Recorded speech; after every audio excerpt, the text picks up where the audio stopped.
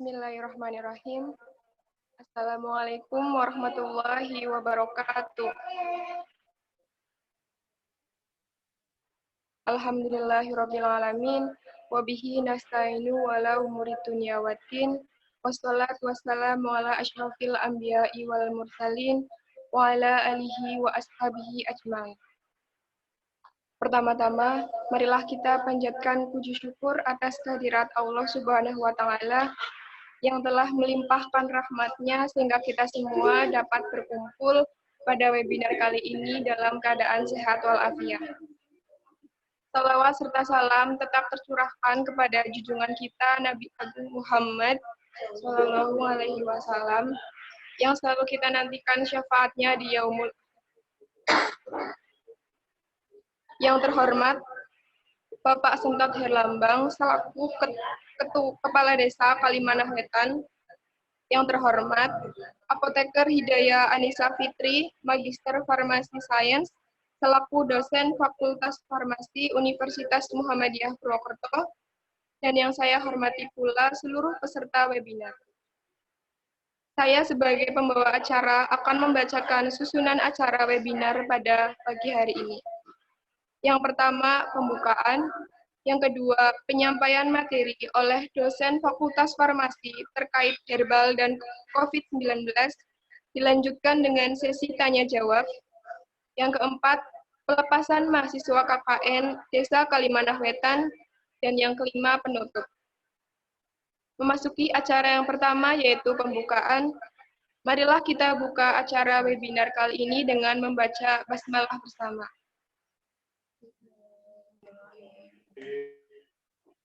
Memasuki acara selanjutnya, yaitu penyampaian materi oleh Ibu Hidayah Anissa terkait herbal dan COVID-19. Diskusi webinar ini akan dipandu oleh Eka Siswati selaku Ketua KKN Desa Kalimanah Wetan. Kepadanya dipersilakan. Assalamualaikum warahmatullahi wabarakatuh.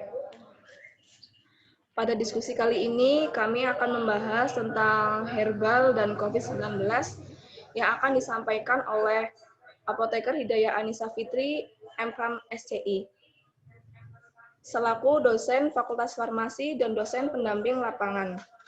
Kepadanya dipersilakan.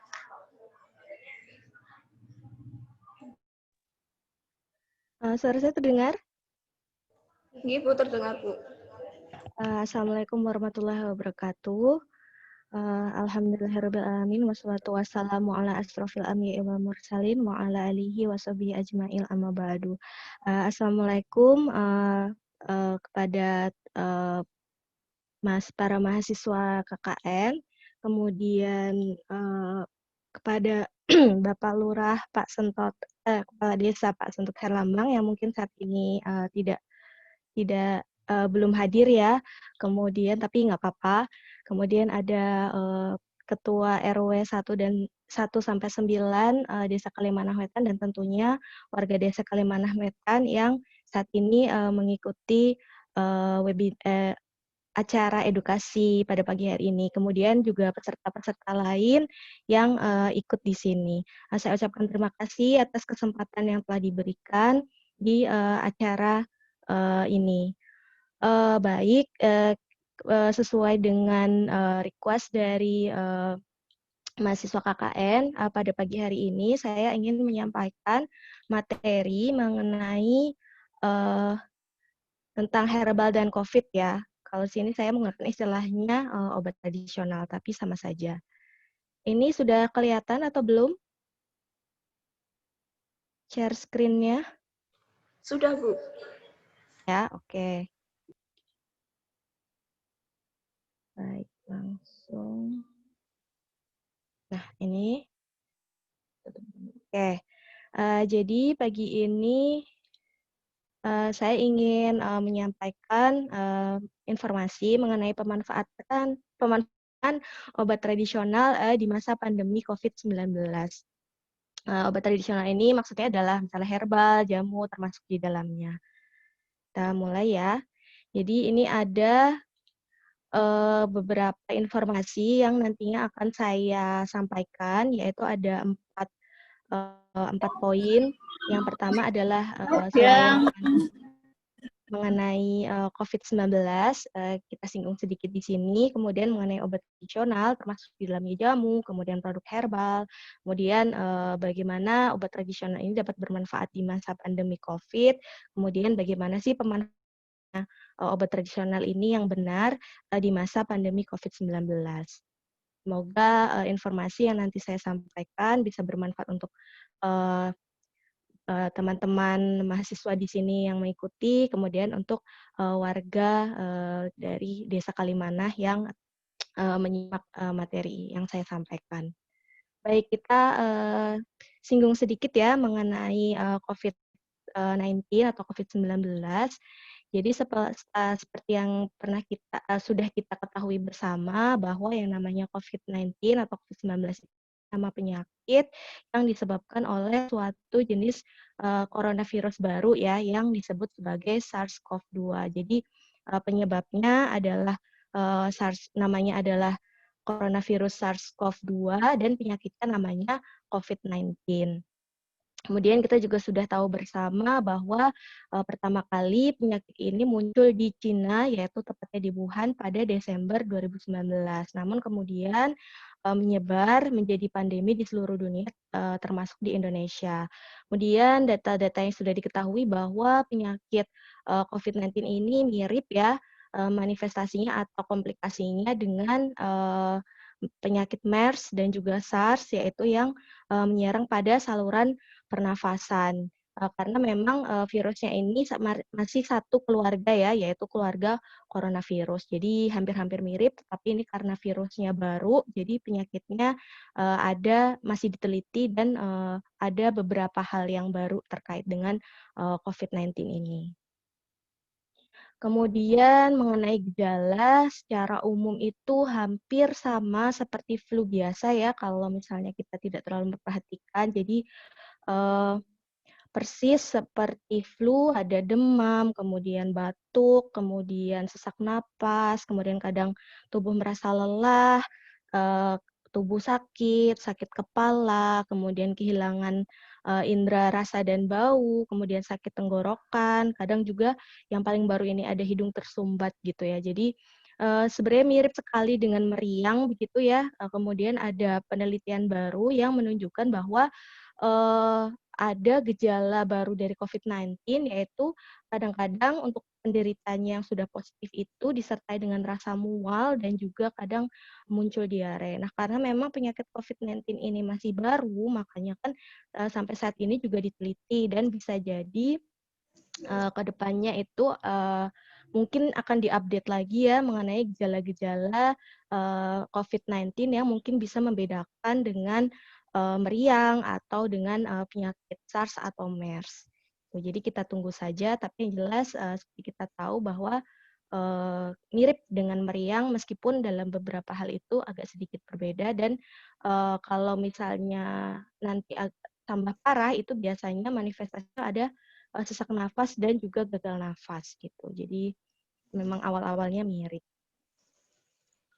Kemudian bagaimana ini menyebar, kita sudah tahu ya dalam bentuk apa, dalam bentuk droplet atau tetesan kecil air. Yang air di sini maksudnya adalah air liur. Jadi misalnya ada orang yang sudah terinfeksi dengan COVID, otomatis ludahnya atau air liurnya itu mengandung virus. Kemudian ada juga penelitian sampai saat ini bahwa bisa juga virus corona itu menyebar melalui partikel di udara. Namun ini masih dalam tahap penelitian, jadi belum tentu benar ya, jadi masih diteliti. Tapi yang sudah pasti bahwa virus corona ini menyebar melalui droplet atau air liur dari orang yang menderita COVID atau sudah terinfeksi dengan virus SARS-CoV-2 tadi. Kemudian menyebarnya lewat apa? Ini bisa percikan ya, percikan dahak, ludah, atau bersin. Jadi ketika orang batuk atau orang berbicara atau bersin itu kan kayak muncrat begitu ya air liurnya dalam bentuk tetesan-tetesan kecil. Nah, itu namanya dropletnya itu. Nah, ini air liurnya itu atau dahak atau droplet tadi bisa mengkontaminasi benda-benda di sekitarnya atau menempel ya di benda-benda di sekitarnya. Kemudian bisa juga orang menyebar itu dari droplet yang terhirup langsung gitu. Jadi bisa secara langsung, bisa tidak langsung.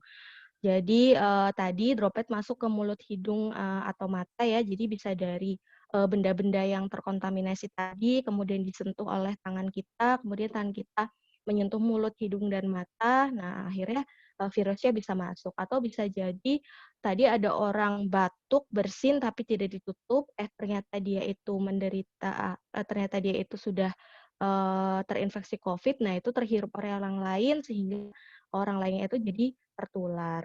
Tadi ya, jadi makanya karena memang selain bisa menyentuh benda-benda yang terkontaminasi itu bisa menyebarkan, makanya untuk kayak kontak fisik dengan orang lain itu juga perlu dibatasi. Misalnya tidak bersalaman, kemudian tidak cipika-cipiki begitu, kemudian menjaga jarak, kemudian memakai masker. Nah, ini tujuannya untuk menutup cara penyebaran atau penularan virus.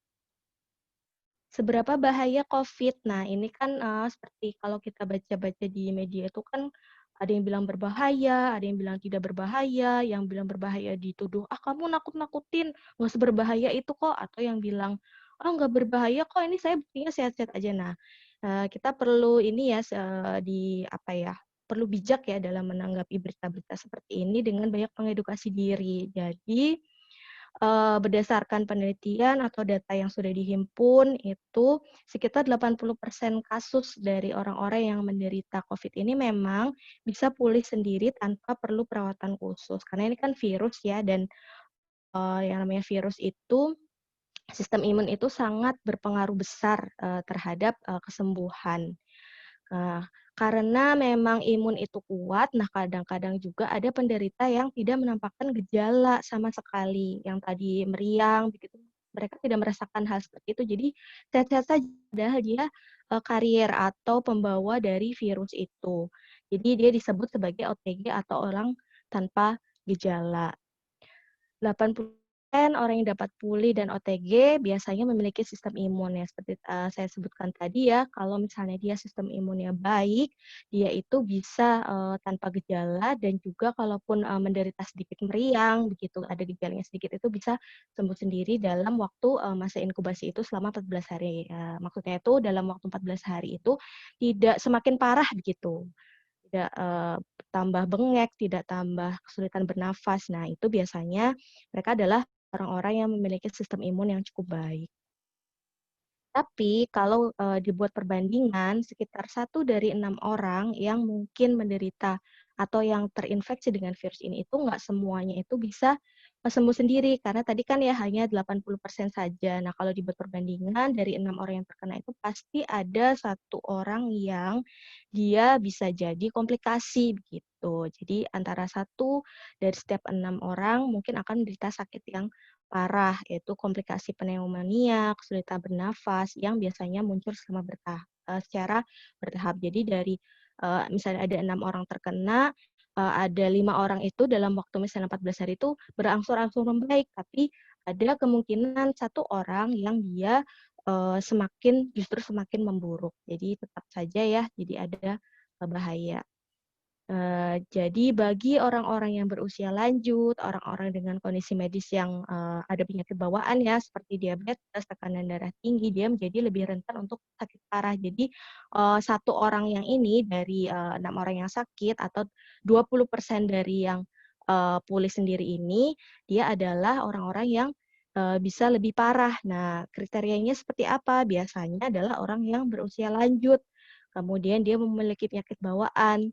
Nah, semakin ke sini juga diketahui bahwa ternyata anak-anak dan bayi itu juga rentan gitu, karena itu tadi kembali lagi kepada sistem imun, karena yang tadi ya orang berusia lanjut, kemudian anak-anak itu kan sistem imunnya sudah tidak sekuat seperti anak muda atau orang-orang yang berusia produktif gitu, atau orang-orang yang memang dia sehat, tidak memiliki penyakit bawaan. Jadi memang untuk orang yang sistem imunnya baik, dia tidak berbahaya.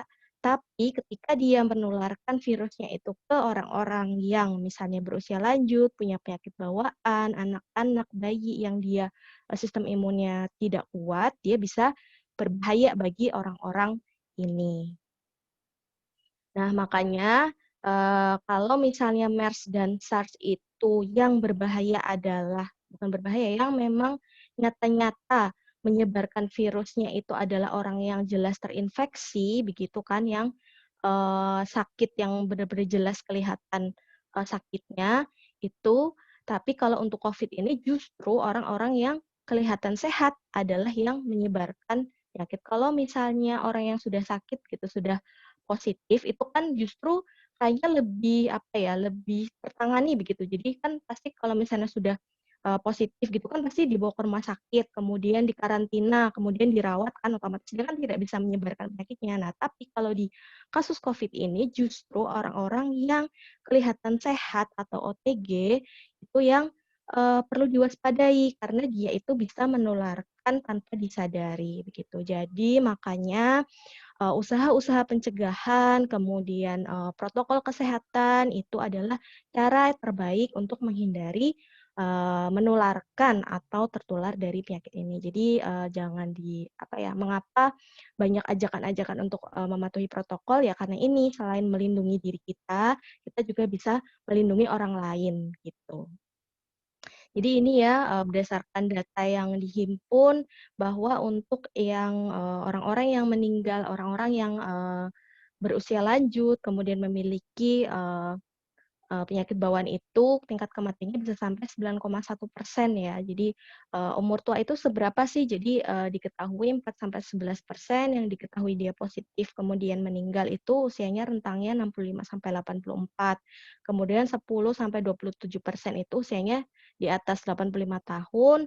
Kemudian beberapa penyakit bawaan ini misalnya seperti kardiovaskular tuh kayak jantung ya, kemudian, darah tinggi, hipertensi, kemudian ada diabetes, ada paru kronis, kemudian penyakit-penyakit autoimun. Kadang penderita kanker juga karena memang tubuhnya sudah tidak sehat, kemudian sistem imunnya kurang baik, jadi mereka sangat rentan untuk mendapatkan komplikasi ketika tertular.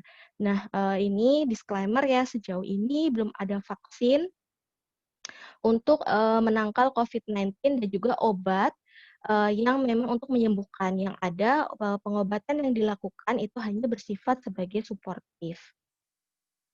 Ini data yang saya ambil dari website resmi COVID-19 Kemenkes.go.id. Jadi ini data tadi malam ya, jadi perlu diketahui untuk kita semua bahwa saat ini itu pandemi belum berakhir ya Bapak dan Ibu, kemudian teman-teman mahasiswa. Untuk tingkat global sendiri, dia masih saja ada kasus yang terkonfirmasi dan juga banyak orang yang meninggal. Kemudian di regional Asia Tenggara sendiri juga sama saja. Kemudian negara terjangkit juga masih sekitar 215 negara, jadi benar-benar masih pandemi. Dan risiko global masih sangat tinggi. Di Indonesia sendiri juga sama saja keadaannya masih kasusnya itu masih sekitar 1 jutaan, kalau yang negatif juga masih 1 jutaan ya, hampir sama. Kemudian kasus yang dikonfirmasi sekitar 3% dari yang tadi diperiksa. Kemudian yang meninggal 7.000, namun masih ada juga yang sembuh. Tapi di sini perlu untuk prihatin kita bersama-sama ya, bahwa ternyata persentase dari orang-orang yang meninggal akibat COVID di Indonesia itu diketahui lebih tinggi daripada angka kematian global. Jadi kalau kita lihat, kalau angka kematian global di sini itu, dia kebanyakan di negara-negara di Asia Tenggara, Eropa, Amerika, itu hanya sekitar 3,4%. Tapi dia banyak ya, nggak hanya ya, sebenarnya nggak hanya. Jadi tanda kutip hanya 3,4%. Sementara di Indonesia itu 4,3% kebalikannya. Jadi, sebagai kewaspadaan kita bersama bahwa bahwa kasus meninggalnya di Indonesia itu ternyata lebih tinggi daripada di seluruh dunia. Jadi kita ambil pelajarannya untuk kita waspada jangan sampai ini naik lagi begitu. Dan ini ya saya mendapatkan berita kemarin bahwa ada seorang penyidik senior KPK itu setelah menjalani swab test itu ternyata dia positif, padahal dia merasa tidak mengalami gejala apapun. Nah, seperti yang saya bicarakan tadi bahwa karena dia sistem imunnya bagus, mungkin beliau memiliki sistem imun yang bagus sehingga tidak merasakan OTG, padahal beliau ini atau kita semua yang sistem imunnya bagus merasa sehat-sehat aja, bisa bekerja gitu. Tapi ternyata di dalam tubuh kita tuh sudah ada virus dan kita bisa menyebarkannya kepada orang lain. Kalau misalnya yang terinfeksi oleh virus itu adalah orang yang sama-sama sehat dan kuat, itu ya sama-sama nanti paling jadi OTG gitu. Kemudian karena sistem imun kuat, kemudian insya Allah bisa sembuh sendiri dengan misalnya memperkuat sistem imun, suplemen, kemudian minum istirahat yang cukup gitu. Tapi kalau misalnya si OTG ini tadi misalnya kita merasa sehat-sehat saja tapi ternyata karir itu menularkan kepada orang yang tadi ya lansia, anak-anak, kemudian orang yang punya penyakit bawaan. Nah, itu yang merasakan itu bukan kita tapi adalah mereka gitu. Kalau misalnya terjadi komplikasi. Jadi inilah tadi saya ulangi lagi mohon untuk protokol kesehatannya itu dilaksanakan bukan hanya untuk melindungi kita sendiri, tapi untuk melindungi orang lain. Kemudian dari beberapa data diketahui, jadi penyakit COVID-19 ini benar-benar rata, pukul rata. Jadi mau dia laki-laki, mau dia perempuan, mau dia orang Indonesia, mau dia orang Amerika, orang Eropa, semuanya bisa kena gitu. Kemudian bisa dilihat di sini ya untuk di wilayah Indonesia, data di wilayah Indonesia ternyata baik laki-laki maupun perempuan itu yang diketahui positif itu justru yang cukup bisa dilihat ya di sini yang cukup banyak itu adalah orang-orang berusia produktif yang artinya dia dibilang tua-tua sekali ya tidak, muda sekali ya tidak. Jadi memang yang usia-usia produktif, misalnya remaja ya, ini remaja cukup banyak, kemudian ini 25 sampai 34 tahun. Nah, jadi benar-benar virus ini adalah virus yang baru begitu yang karakteristiknya itu cukup berbeda dengan sebelumnya dan cukup membuat khawatir begitu. Namun jangan panik dan juga tetap waspada ya. Gini, jadi untuk yang misalnya tadi hanya merasakan kita OTG atau hanya merasakan gejala-gejala ringan gitu, itu bisa mungkin memulihkan atau meningkatkan kesehatan kita dengan makan makanan yang bergizi, kemudian berolahraga, jaga kebersihan, tidak merokok, cuci tangan, kemudian gunakan masker, kemudian makanan yang dimasak dengan baik, kemudian minum air 8 gelas. Jadi menerapkan germas supaya memberikan bisa mencegah untuk kita yang mungkin yang dalam 80% sembuh sendiri itu bisa lebih cepat pulihnya. Ini ikuti protokol kesehatan mengenai social distancing dan mengenai era adaptasi baru yang menggunakan masker, cuci tangan, kemudian kalau berpergian hand sanitizer begitu ya. Salah satu caranya selain germas tadi adalah mengonsumsi tradisional yang bisa digunakan sebagai suplemen untuk mencegah COVID-19. Nah, kita ke bahasan selanjutnya sedikit selayang pandang tentang kita masuk ke obat tradisional atau OT. Jadi apa itu obat tradisional? Jadi definisinya adalah bahan atau ramuan bahan yang bisa dia berupa tumbuhan, dari tumbuh-tumbuhan, bisa juga dari hewan, kemudian dari bahan mineral, kemudian ekstrak-ekstrak ya, saria disebut dengan galenik, atau campuran dari bahan tersebut yang digunakan secara temurun untuk pengobatan sesuai dengan norma yang masyarakat. Jadi termasuk di dalamnya jamu, kemudian obat-obat toga-toga begitu dia masuk dalam nasional. Kemudian bagaimana keamanan dan khasiat obat tradisional itu dibuktikan? Jadi pembuktian khasiat dan tradisional itu ada dua. Yang pertama melalui data empiris, kedua melalui data ilmiah. Jadi misalnya kunir asam itu diketahui bisa mengurangi rasa nyeri haid itu buktinya dari mana? Bisa dari data bukti empiris, bisa juga dari penelitian. Jadi data empiris itu adalah penggunaan turun-temurun. Jadi sudah diketahui secara umum di masyarakat bahwa kunir asam itu digunakan untuk mengurangi rasa sakit pada saat haid.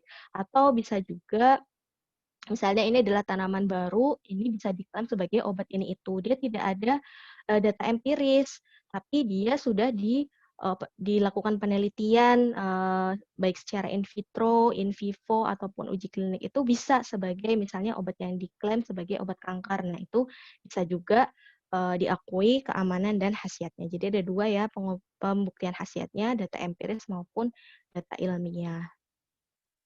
Nah, di Indonesia sendiri untuk obat tradisional dibagi menjadi 3 kategori. Kategori yang pertama adalah jamu nih ya, yang simbolnya adalah seperti tangkai daun, kadang-kadang ada daunnya, kadang-kadang tidak ya.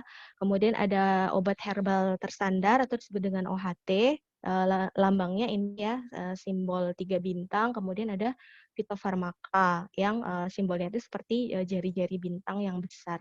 Nah, bedanya di mana? Nah, itu tadi kan ada pembuktian antara pembuktiannya kan ada 2 ya, khasiat dan keamanan dari empiris dan penelitian. Nah, kalau jamu yang kita ketahui ya, yang kalau misalnya kita beli kita beli di apotik, itu ada simbolnya seperti ini. Nah, itu khasiat keamanannya, klaim dari produknya itu dibuktikan dengan data empiris. Seperti tadi ya, misalnya beli Kiranti, maaf ya bukan promosi produk ya, misalnya beli Kiranti. Nah, itu kalau dilihat kan ada lambangnya jamu. Nah, Kiranti ini dia khasiat yang diklaim dan juga keamanannya berdasarkan data empiris. Kemudian untuk yang OHT dan fitofarmaka, dia ujinya pembuktian khasiat dan keamanannya melalui penelitian. Kalau OHT dia penelitiannya hanya sampai ke uji kepada hewan coba gitu ya, yang disebut dengan uji praklinik, kemudian bahannya telah distandarisasi. Maka ini upgrading lagi ya, jadi bukti hasil dan keamanannya berdasarkan penelitian dan juga sudah diuji kepada manusia bahwa dia memang dan juga aman. Kemudian produknya juga telah distandarisasi. Jadi ini ya kategorinya obat tradisional atau obat herbal di Indonesia. Misalnya beli produk gitu ada apa namanya simbol-simbol ini. Nah, ini maksudnya adalah simbol yang menunjukkan bahwa pembuktian dari khasiatnya si produk akan apa. Kemudian bagaimana obat tradisional dapat bermanfaat di masa pandemi?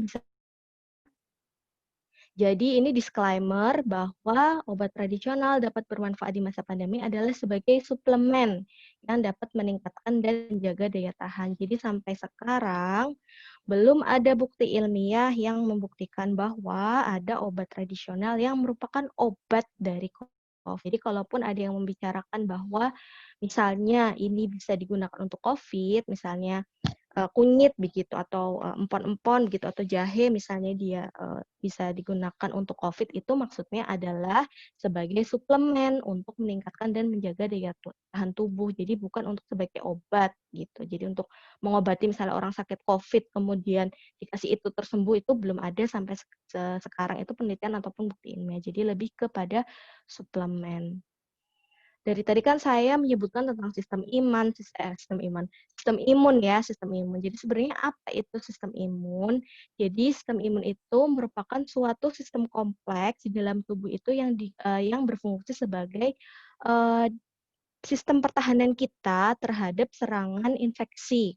Infeksi yang disebabkan oleh mikroorganisme patogen, ya termasuk virus, termasuk bakteri jahat yang bisa menyebabkan berbagai penyakit. Jadi istilahnya seperti sistem pertahanan gitu. Kalau ada yang menyerang tubuh kita, nah sistem ini yang menjaga supaya si patogen mikroorganisme patogen atau virus atau bakteri yang masuk itu tidak menyebabkan kita tambah parah begitu, tidak menyebabkan penyakit yang disebabkan oleh bakteri patogen tersebut. Jadi sistem imun itu dalam tubuh itu ada 2, atau kita sebut sebagai sistem kekebalan ya. Sistem kekebalan tubuh itu ada 2 dan dia berlapis. Jadi untuk sistem kekebalan lapis pertama disebut dengan sistem kekebalan alami atau innate imun. Sedangkan sistem kekebalan lapis kedua disebut dengan sistem kekebalan adaptif. reaktif. Jadi kalau misalnya sistem kekebalan pertama itu tidak mampu untuk menahan serangan dari bakteri yang masuk atau mikroorganisme patogen yang masuk, nah dia akan dihadapi oleh sistem imun yang tingkat kedua. Nah, baik sistem imun tingkat pertama ataupun sistem imun tingkat kedua ini saling berkoordinasi, bekerja sama untuk menjaga tubuh kita supaya kuat begitu dari serangan-serangan bakteri patogen tadi, termasuk di dalamnya SARS-CoV-2 yang menyebabkan COVID-19. Makanya penting sekali untuk menjaga sistem imun tadi, dan karena sistem imun kuat, jadi bisa menyebabkan tadi misalnya ada OTG begitu, atau tidak dia terinfeksi tapi tidak menimbulkan uh, apa namanya tidak menimbulkan gejala karena itu tadi sistem imunnya kuat gitu. Dia bisa menahan supaya si SARS-CoV-2 ini tidak mengalami tidak semakin memperparah keadaan gitu. Nah, ini ya perbedaan antara vaksin, kemudian obat konvensional antivirus, kemudian obat konvensional digunakan sekarang untuk pasien-pasien COVID dan juga obat tradisional. Jadi perlu diperhatikan ya perbedaannya ada di mana. Untuk vaksin dan obat konvensional antivirus yang memang untuk mengobati COVID-19 ini belum ada. Jadi baik vaksin dan obatnya ini saat ini belum ada. Jadi yang masih digunakan adalah yang tersedia adalah yang obat konvensional yang untuk suportif dan juga kita bisa menggunakan obat tradisional untuk preventif. Jadi dari sifatnya sudah diketahui ya untuk vaksin dia sifatnya adalah pencegahan. Kalau obat dia untuk kuratif atau pengobatan, jadi memang sudah sakit kemudian diobati. Kemudian untuk obat konvensional yang saat ini digunakan itu kuratif tapi hanya suportif ya, maksudnya tidak membunuh bakteri, tidak membunuh virusnya. Kemudian obat tradisional dia preventif untuk mencegah atau menjaga tubuh supaya tidak terinfeksi begitu. Jadi kalau virus ini dia berhubungan dengan sistem imun, tapi dia sistem imunnya yang tingkat kedua tadi, yang sistem adaptif. Jadi dengan pemberian vaksin dia bisa membuat sehingga bisa menyebabkan merangsang tubuh menghasilkan antibodi, yaitu suatu senjata khusus untuk si virus ini. Jadi ketika virusnya masuk, tubuh sudah memiliki senjata yang disebut dengan antibodi yang bisa membunuh atau menghancurkan virus itu. Dan dia diberikannya dalam keadaan tubuhnya yang sehat, jadi bukan orang yang sakit. Jadi vaksin ini nantinya kalau misalnya sudah ditemukan akan diberikan kepada orang-orang yang sehat ya, termasuk di dalamnya OTG ya, untuk benar-benar nanti menghasilkan antibodi ini yang nantinya akan membunuh virusnya. Kemudian untuk obat konvensional yang disebut dengan antivirus, itu dia sifatnya langsung, jadi targetnya adalah si virusnya ini. Jadi ada senyawa aktif di dalam obatnya itu yang nantinya dia bisa menghancurkan virusnya. Dan ini untuk pengobatan ya, jadi orang yang sudah sakit, kemudian diberikan obat antivirusnya itu, kemudian orangnya bisa sehat kembali karena virusnya sudah dihilangkan gitu ya. Sama seperti prinsipnya seperti antibiotik begitu. Kalau antibiotik itu yang dibunuh itu adalah bakteri, sedangkan kalau misalnya antivirus dia adalah yang dibunuh adalah virus. Kemudian untuk yang saat ini yang digunakan adalah suportif, yang artinya adalah mengurangi tingkat keparahan atau komplikasi serta meningkatkan kekuatan tubuh untuk pulih. Jadi misalnya tadi kan komplikasi untuk COVID itu kan sesak nafas, kemudian kesulitan bernafas ya, kebanyakan dari komplikasi pneumonia gitu kan yang sebenarnya disebabkan oleh bakteri. Nah, obat-obat konvensional yang diberikan yang untuk pasien-pasien COVID yang dirawat itu untuk mengurangi gejalanya. Jadi misalnya tadi kan pneumonia itu sebenarnya komplikasi yang disebabkan karena bakteri. Jadi virus COVID-nya itu kan virus penyebab COVID itu kan menyerang tubuh, kemudian menyerang sistem imun. Nah, otomatis karena imunnya kita turun, tubuh itu mudah terserang bakteri. Nah, bakteri. Jadi kayak double-double gitu. Si virusnya ini menyerang sistem imun kita, karena sistem imunnya itu sibuk menghadapi si SARS-CoV coronavirusnya ini, jadinya tubuh itu bisa terinfeksi oleh bakteri penyebab pneumonia. Jadi sudah sesak, sulit bernafas, komplikasinya pneumonia. Nah, obat-obat yang digunakan untuk pasien-pasien yang sudah komplikasi itu untuk mengurangi keparahan komplikasi. Jadi pneumonia-nya itu diobati, kemudian sesak nafasnya itu bisa diberikan obat-obat bisa melegakan saluran nafas. Kemudian ini tadi ya targetnya senyawa aktifnya itu untuk mengobati atau menurunkan tingkat keparahan. Ini diberikan pada saat memang tubuh sudah terinfeksi. Nah, kalau yang obat tradisional dia itu tadi sifatnya adalah preventif. Dia untuk mekanisme kerjanya adalah memelihara dan meningkatkan sistem imun. Dia sama-sama berhubungan dengan sistem imun, tapi kalau misalnya tadi vaksin itu sistem imun adaptif, kalau obat tradisional itu sistem imun alami. Jadi yang lapis pertama itu dikuatkan supaya jangan sampai kita terkena sivirnya itu lebih dalam lagi, bisa menyebabkan komplikasi ke tubuh kita dan dia diminum dalam keadaan sehat. Jadi jelas ya maksudnya perbedaan antara vaksin, kemudian obat antivirus, kemudian obat yang digunakan untuk merawat pasien COVID saat ini dan juga obat tradisional yang saat ini yang bisa kita lakukan untuk di masa pandemi kalau misalnya memang sudah sakit kemudian di rumah sakit ya ini diberikan obat konvensional yang sebagai terapi suportif dan kalau misalnya masih sehat kita bisa menggunakan obat tradisional nggak hanya obat tradisional sebenarnya bisa juga untuk suplemen lain ya yang dalam hal ini kita bisa menggunakan obat tradisional untuk preventif. Kemudian bagaimana sih kok bisa obat tradisional seperti tadi ya, jadi meskipun tidak semua obat tradisional itu sudah terbukti penelitiannya itu bisa meningkatkan sistem imun, tapi masih dimungkinkan untuk membantu memelihara daya tahan tubuh dari bukti-bukti empiris. Jadi mau dia jamu, mau dia OHT, mau dia fitofarmaka tetap bisa digunakan untuk memelihara daya tahan tubuh meskipun belum tidak atau tidak semuanya itu sudah dibuktikan secara penelitian atau secara ilmiah itu seperti OHT dan fitofarmaka itu bisa meningkatkan atau bisa menjaga daya tahan. Tapi karena dia memiliki bukti-bukti empiris jadi bisa digunakan. Kemudian pemanfaatannya obat tradisional itu ada dua, kita bisa menggunakan produk jadi jamu-jamu yang sudah ada di pasaran, yang sudah dalam bentuk kapsul, bentuk tablet itu bisa, atau seduh gitu bisa, atau bisa juga kita meracik atau mengolah sendiri bahan-bahannya.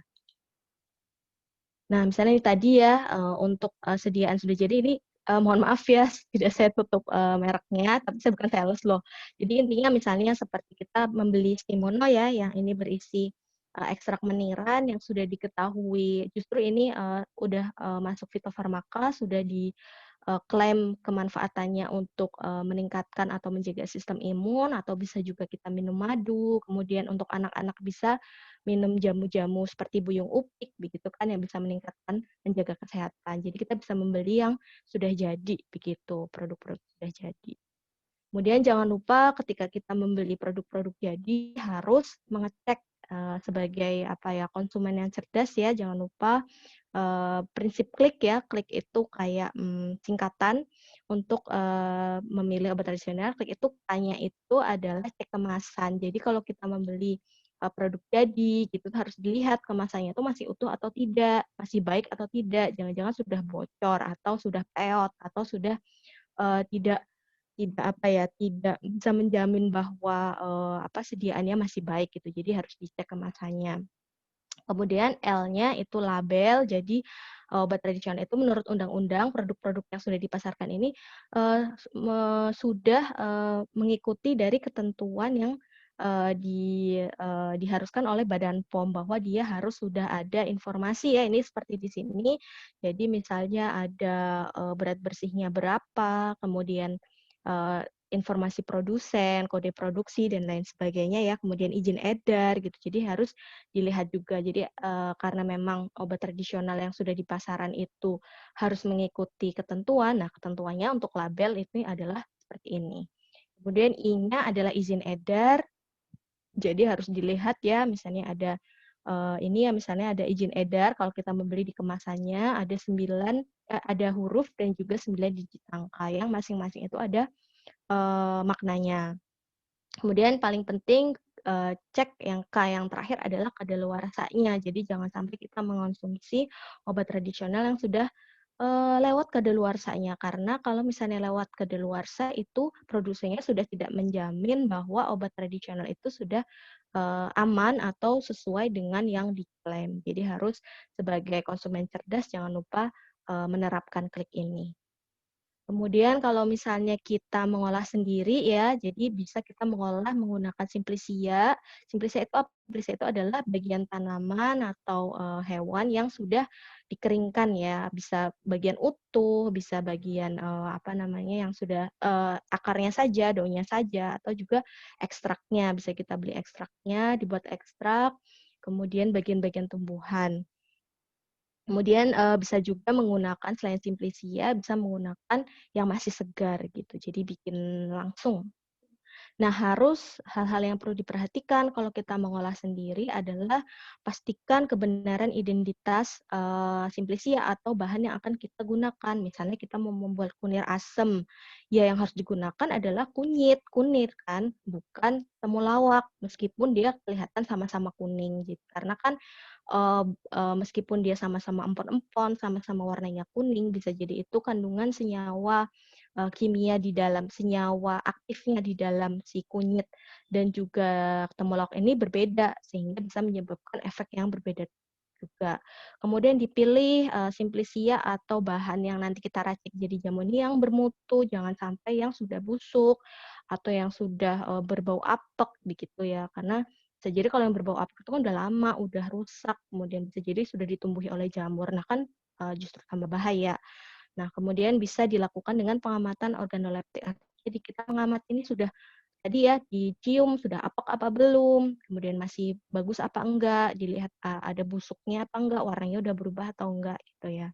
Ini tadi ya jangan menggunakan Simplisia nabati atau bahan yang sudah terkontaminasi karena bisa jadi justru akan menyebabkan racun. Karena itu tadi si apa ya kontaminan itu tadi justru menyebabkan tambahan patogen ke dalam tubuh kita, tambahan apa ya mikroorganisme yang berbahaya ke dalam tubuh. Ini ya perlu diperhatikan kebenaran bahan, kemudian dipastikan harus bermutu. Kemudian langkah-langkahnya jelas ya disiapkan alat dan tempatnya yang bersih, kebersihan diri kita juga harus apa ya cuci tangan dulu, kemudian disortasi tadi disortir ya dari bagian-bagian yang busuk gitu misalnya yang sudah tercampur, kemudian jangan lupa dicuci pun dia apa namanya masih segar tetap harus dicuci, yang kering juga tetap dicuci, kemudian ditiriskan baik-baik setelah untuk menghilangkan kotorannya tadi, kemudian kalau untuk yang masih segar itu bisa dilakukan dirajang, bisa untuk segar yaitu bisa direbus dalam suhu 100 derajat ya air mendidih selama 15 sampai 30 menit kemudian disaring dan airnya diminum atau bisa juga kalau sudah dalam bentuk serbuk diseduh ya. Jadi jangan kalau bisa jangan sampai lebih dari 30 menit takutnya kan sudah karena panas itu bisa rusak ya. Jadi cukup 15 sampai 30 menit saja untuk perebusan. Kemudian konsumsi dan penyiapan, kalau misalnya dia segar, diusahakan 24 jam. Jadi jangan lebih dari 20, karena dia kan segar tadi kan, dibuat segar, diseduh segar. Nah, takutnya apa ya, sudah basi begitu kan, karena memang dia segar, tidak ada senyawa tambahan pengawet dan lain sebagainya. Jadi ada baiknya kalau apa namanya, sudah membuat itu segera dikonsumsi. Kemudian ternyata juga konsumsi dari jamu atau OT itu tidak 100% aman. Jadi harus perlu tetap memperhatikan aturan-aturan karena bisa jadi apa namanya bahaya jadi akibat efek samping dari konsumsi OT. Misalnya seperti reaksi alergi, kemudian kalau misalnya takaran dan kombinasi dari bahan-bahan yang kita masukkan tadi itu tidak benar, berlebihan itu tetap bisa menyebabkan efek yang tidak diinginkan. Jadi di beberapa kasus itu misalnya minum daun seledri untuk untuk darah tinggi. Nah, karena dia takarannya tidak pas justru menyebabkan drop sekali gitu tekanan darahnya. Nah, ini yang harus dihindari. Jadi harus takaran dan kombinasi yang digunakan untuk membuat ramuan sendiri itu harus pas. Atau kalau kita membeli produk jadi itu dilihat aturan pakainya. Misalnya sehari hanya 2 kapsul ya minum saja 2 kapsul atau 2 tablet, jangan melebihi itu. Kemudian konsultasi ke dokter apabila misalnya ada Bapak Ibu sekalian itu misalnya menggunakan bersama dengan obat konvensional, misalnya memiliki sakit diabetes, Bapak dan Ibu mengonsumsi obat dari misalnya Puskesmas. Nah, tapi juga ingin coba minum jamu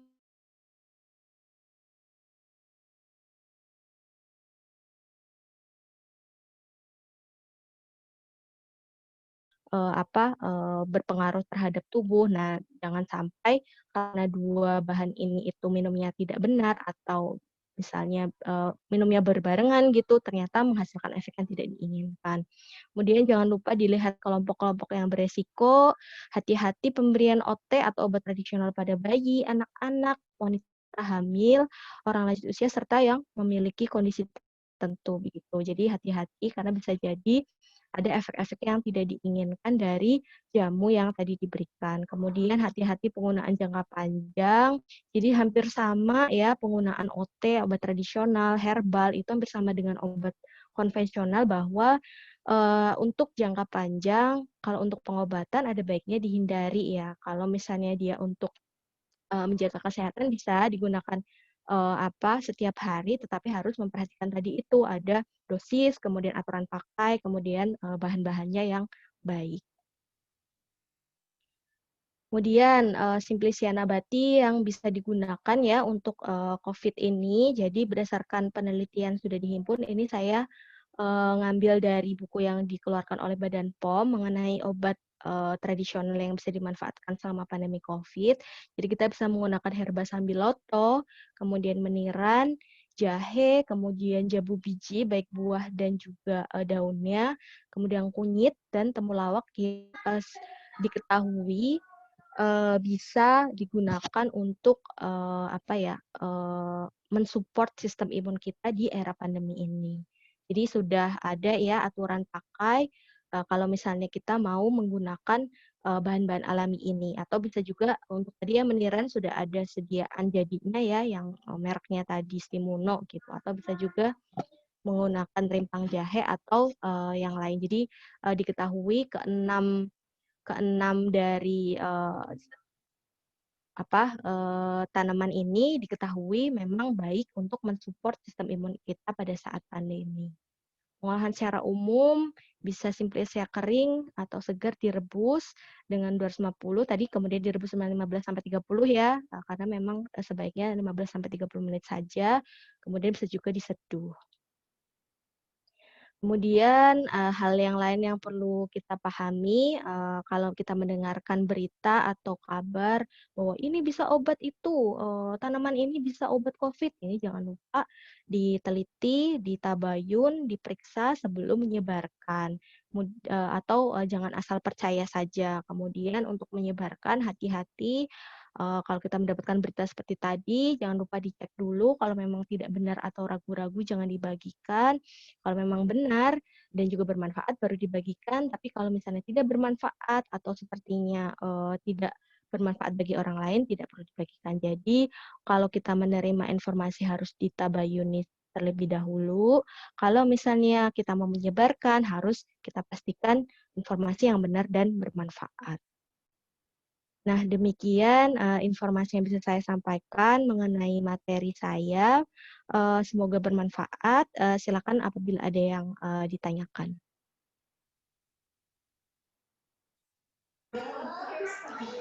Alhamdulillah, tadi sudah dijelaskan terkait herbal dan COVID-19. Terima kasih kepada Bu Hidayah. Selanjutnya adalah sesi tanya jawab untuk 2 orang penanya terlebih dahulu yang akan langsung dijawab oleh materi. Silahkan apabila ada yang ingin ditanyakan. Ada yang mau bertanya?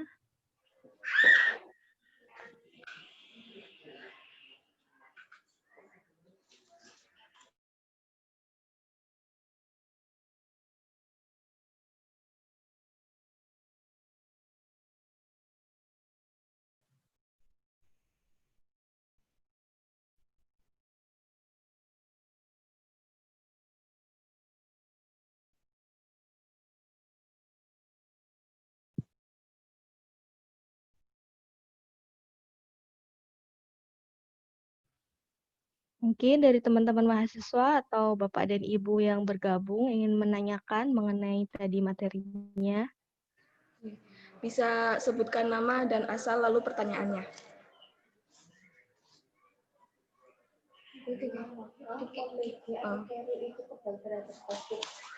Ini Bu, ada pertanyaan dari Diki Abdul dari Cilacap.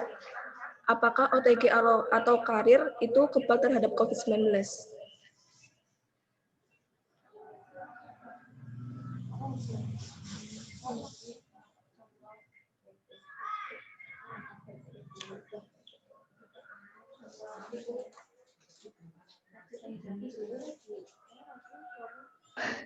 Kalau berdasarkan pada informasi yang saya dapatkan itu mengenai OTG atau karir itu mungkin bisa jadi memang tubuhnya itu sudah mengalami sudah memproduksi antibodi. Bisa jadi memang sudah kebal, tapi belum tentu juga kalau misalnya ada serangan lagi itu bisa kebal selamanya gitu. Karena kemarin saya dengar itu di Hong Kong itu ada orang yang sudah terkena COVID yang pertama, kemudian sudah dinyatakan sembuh, tapi dia bisa kena lagi COVID yang kedua gitu. Jadi mungkin Pak Diki ya misalnya yang dari Cilacap bisa googling ya. Jadi ada kasus baru ini kemarin benar-benar baru di Hong Kong ada satu orang laki-laki dia itu sudah dinyatakan sembuh. Tapi dia tetap bisa menderita serangan yang kedua. Jadi belum tentu mungkin kebalnya untuk saat ini, tapi ketika sistem imunnya turun, nah bisa jadi dia kena lagi begitu. Jadi nggak dikatakan kebal itu yang nggak langsung jadi selamanya begitu ya. Tapi ya bisa jadi kan karena juga virus ini bermutasi, sistem kekebalan tubuh kita bisa jadi ya ada potensi untuk diserang lagi gitu. Jadi makanya OTG atau karir ini ya kalau bisa, kalau memang dia memang dalam keadaan sehat, nah dia bisa melindungi dirinya dan juga orang lain supaya tidak terkena gitu. Jadi ya kitanya sehat, kitanya jadi OTG misalnya hanya karir, ya jangan hanya karena kita sehat jadi tidak peduli. Jadi harus makanya kita menggunakan protokol kesehatan supaya kita tidak menularkan gitu. Kebalnya itu ya kebal selama selama yang saya tahu ya kebalnya itu selama dia itu sistem imunnya baik dan juga kebalnya terhadap virus yang belum bermutasi. Ada yang lain? Apakah sudah jelas atau masih ditanyakan? Pada Pak Diki. Pak Diki mungkin bisa. Pak Diki mungkin bisa dinyalakan atau bertanya langsung gitu sekiranya belum jelas.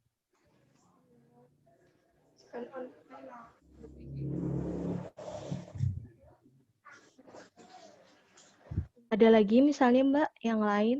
Ya, mungkin ada yang ingin ditanyakan yang lainnya. Yang tadi.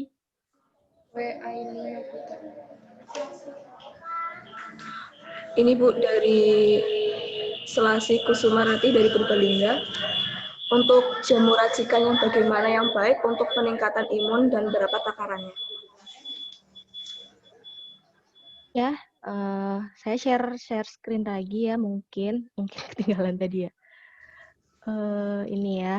Jadi ini saya ambil itu dari buku Obat Tradisional untuk Masa Pandemi. Jadi diketahui yang sekarang itu nyata-nyata bisa meningkatkan sistem imun atau menjaga sistem imun itu ada 6 jenis ini.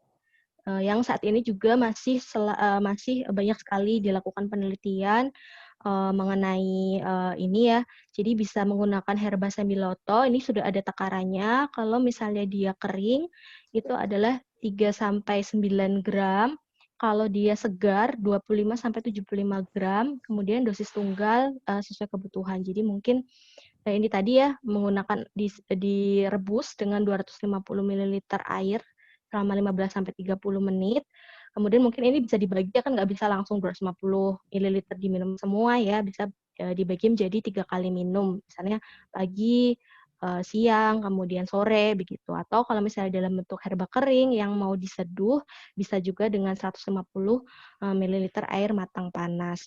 Kemudian meniran, ini tadi kalau segar itu 15 sampai 30 gram 2 sampai 3 kali sehari. Kalau misalnya ribet nggak mau nyari meniran, ada juga yang sudah dalam bentuk sediaan jadi tadi ya, namanya mereknya Stimuno. Jadi dia isinya adalah ekstrak meniran dan di situ sudah ada takaran dosisnya.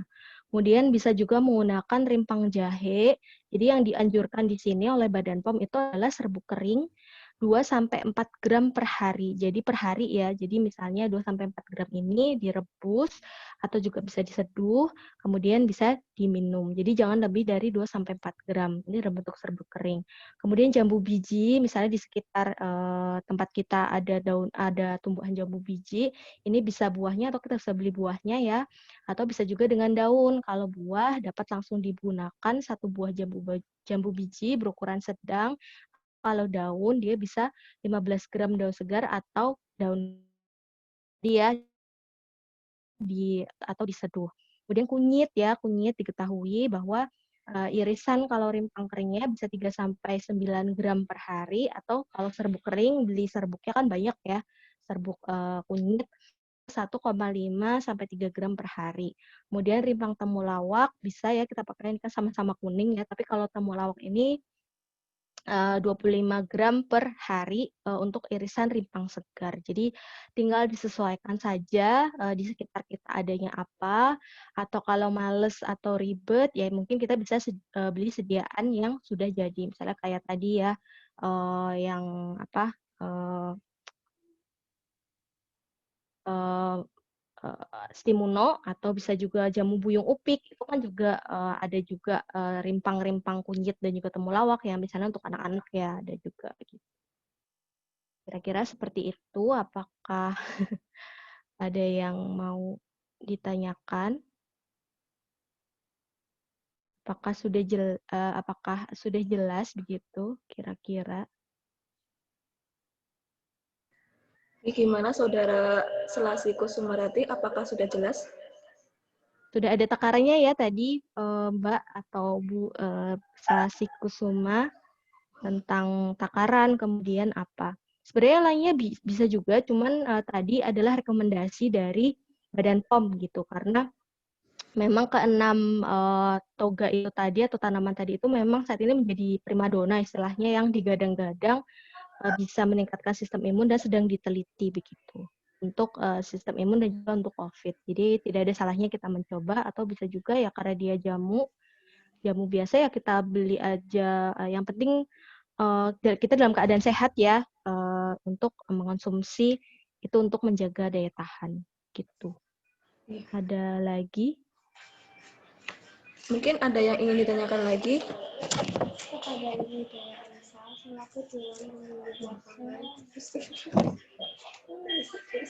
Kalau tidak ada, izinkan saya untuk membacakan kesimpulannya. Coronavirus itu menyebabkan penyakit infeksi saluran pernafasan. Dengan gejala itu sakit kepala, sesak nafas, dan sakit tenggorokan. Adapun 3 gejala baru yaitu pilek, mual, dan diare. Mengonsumsi obat tradisional sebagai suplemen dengan pembuktian khasiat seperti data empiris dan data ilmiah. Pemanfaatan obat tradisional pada masa pandemi ini, yang pertama menggunakan produk jadi seperti tablet dan kapsul. Yang kedua itu meracik sendiri sesuai takaran yang sudah ditentukan tadi. Terus cara memilih obat tradisional itu dengan mengecek label, cek kemasan, cek izin edar, dan cek kadaluarsa. Apa yang harus diperhatikan itu kebenaran identitas, mutunya, dan jangan menggunakan CBC yang sudah terkontaminasi. Sekian pada materi hari ini. Semoga ilmu yang kita dapat bisa bermanfaat. Saya selaku moderator undur diri. Mohon maaf apabila ada kesalahan dalam berucap. Billahi fisabilil haq, wasabirul khairat. Wassalamualaikum warahmatullahi wabarakatuh. Saya kembalikan ke pembawa acara. Acara selanjutnya yaitu pelepasan mahasiswa KKN Desa Kalimanah Wetan. Kepada Ibu Hidayah Anissa selaku dosen pembimbing lapangan KKN Desa Kalimanah Wetan dipersilakan. Di sini Pak Sentotnya sudah ada atau belum? Belum, Bu, belum bergabung. Warganya ada ya? Warga desa ada? Ada, iya. Dari Kalimantan Wetan ada. Wakili saja ya, mewakili warga desa sekaligus mewakili. Baik, terima kasih Bapak dan Ibu atas kesempatan atas Mbak atas kesempatan yang diberikan kepada saya. Jadi untuk webinar pada hari ini atau seminar atau edukasi hari ini sekaligus sebagai acara penutupan dari mahasiswa kami, penutupan KKN dari mahasiswa kami yang KKN di Desa Kalimanahan Wetan. Saya sebagai DPL mewakili dari universitas mengucapkan terima kasih banyak kepada terutama kepada Bapak Sentot selaku sebagai Pak Lurah yang telah membimbing sebagai mitra yang telah memperbolehkan siswa-siswi kami untuk melaksanakan KKN. Kami ucapkan terima kasih karena sudah diizinkan untuk mengadakan kegiatan di wilayahnya, wilayah dipimpin. Terima kasih banyak Pak Sentot. Kemudian kepada Ketua RW 1 sampai 9 warga Desa Kalimanahan Wetan, terima kasih banyak atas kesediaannya untuk direpotkan ya oleh mahasiswa kami, kemudian diterima dengan mahasiswa dan mahasiswa kami diterima dengan baik, prokja-prokjanya, terima kasih banyak. Kemudian dan keseluruhan warga Desa Kalimanahan Wetan, saya ucapkan terima kasih banyak karena sudah menerima mahasiswa-mahasiswa kami dan mohon maaf apabila selama melaksanakan KKN mahasiswa-mahasiswi kami ada yang tidak berkenan, kemudian perkataan ataupun perbuatan yang tidak berkenan. Demikian dengan ini saya mengucapkan terima kasih dan juga untuk kegiatan KKN dari Universitas Muhammadiyah Purwokerto di Desa Kalimanahan Wetan sudah berakhir ya, jadi sudah kami tarik ya. Terima kasih. Nanti mungkin saya sampaikan juga ke Pak, nanti saya menghubungi Pak Sentot langsung saja ya untuk misalnya langsung, tapi ini saya mengucapkan terima kasih kepada warga desa yang hadir, yang mengikuti acara ini. Terima kasih banyak Bapak dan Ibu atas kesempatannya. Gitu aja. Itu. Selanjutnya mungkin. Tibalah kita di penghujung acara webinar ini, yaitu penutup. Marilah kita tutup acara webinar ini dengan membaca hamdalah bersama. Alhamdulillahirrahmanirrahim. Saya selaku pembawa acara undur diri. Mohon maaf apabila ada salah kata dalam saya berucap. Terima kasih atas perhatiannya. Wassalamualaikum warahmatullahi wabarakatuh. Waalaikumsalam warahmatullahi wabarakatuh. Terima kasih ya Mbak. Saya live ya. Terima kasih Ibu. Nanti saya hubungi Pak Sentotnya langsung. Baik ya.